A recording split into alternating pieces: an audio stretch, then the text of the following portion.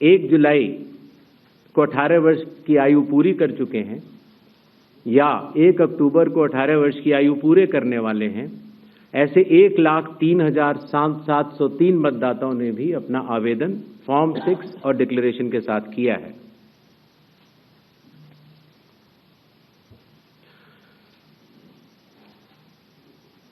और इन claims and objections के लिए, इन त्रुटियों को हटाने के लिए बिहार के एसआईआर में 1 अगस्त से 1 सितंबर का समय निर्धारित है।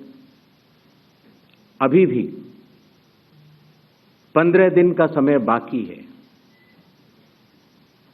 चुनाव आयोग सभी राजनीतिक दलों को उनके द्वारा नामित बूथ लेवल एजेंट्स को,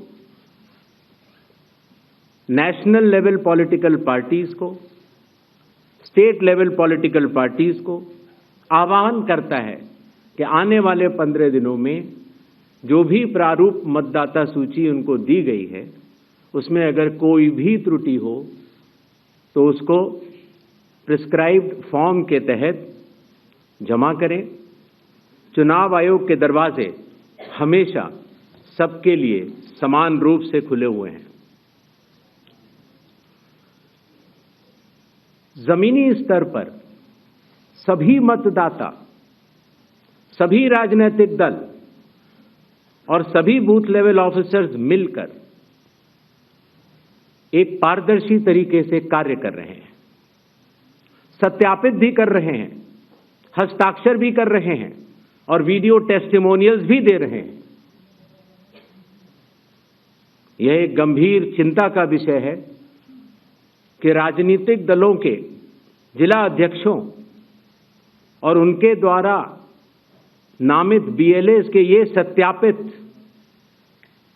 दस्तावेज, टेस्टिमोनियल्स, उनकी आवाज, उनके स्वयं के राज्य स्तर के या राष्ट्रीय स्तर के नेताओं तक या तो पहुंच नहीं पा रही है और या फिर जमीनी सच को नजरअंदाज करते हुए भ्रम फैलाने की कोशिश की जा रही है। सत्य तो यह है कि कदम से कदम मिलाकर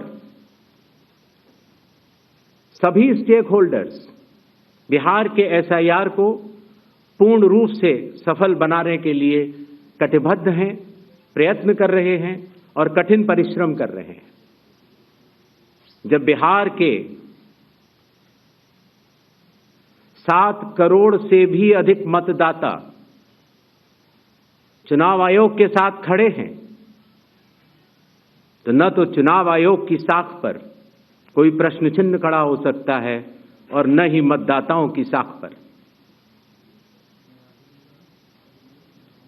कानून के अनुसार अगर समय रहते मतदाता सूचियों में त्रुटियां साझा न की जाएं,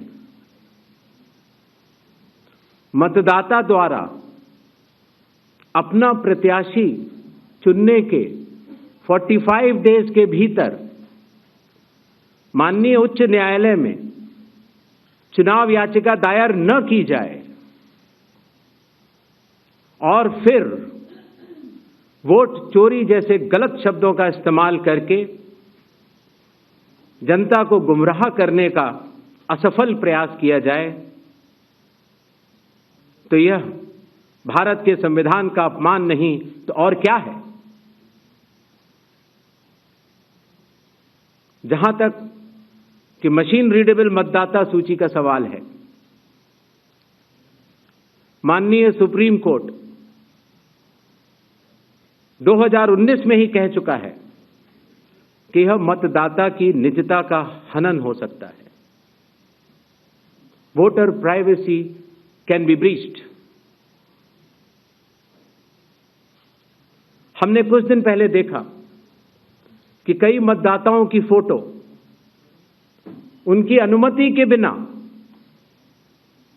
मीडिया के समक्ष रखी गई, उनके ऊपर आरोप लगाए गए, उनका इस्तेमाल किया गया। क्या अपनी माताओं, बहुओं, बेटियों सहित किसी भी मतदाता की सीसीटीवी वीडियो चुनाव आयोग को साझा करनी चाहिए क्या?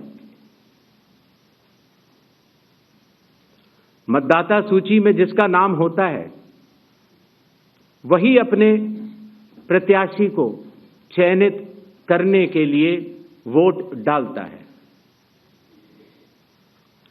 लोकसभा के चुनाव की प्रक्रिया में 1 करोड़ से भी अधिक कर्मचारी, 10 लाख से भी अधिक बूथ लेवल एजेंट्स, 20 लाख से भी अधिक प्रत्याशियों के पोलिंग एजेंट्स चुनाव के लिए कार्य करते हैं। इतने सारे लोगों के समक्ष इतनी पारदर्शी प्रक्रिया में क्या कोई भी मतदाता वोट की चोरी कर सकता है?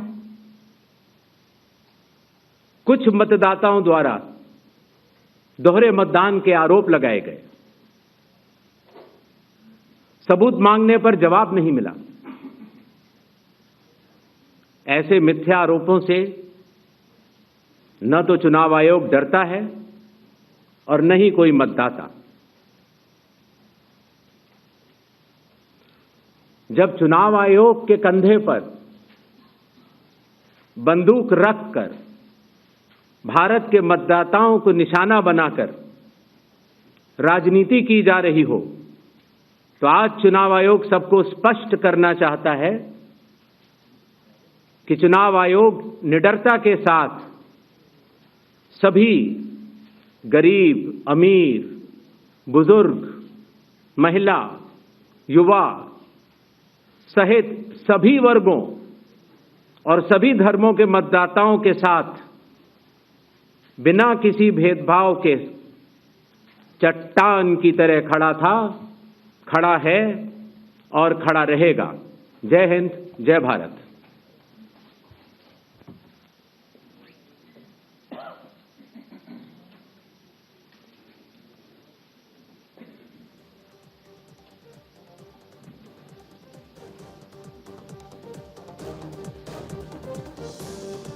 Mic, please.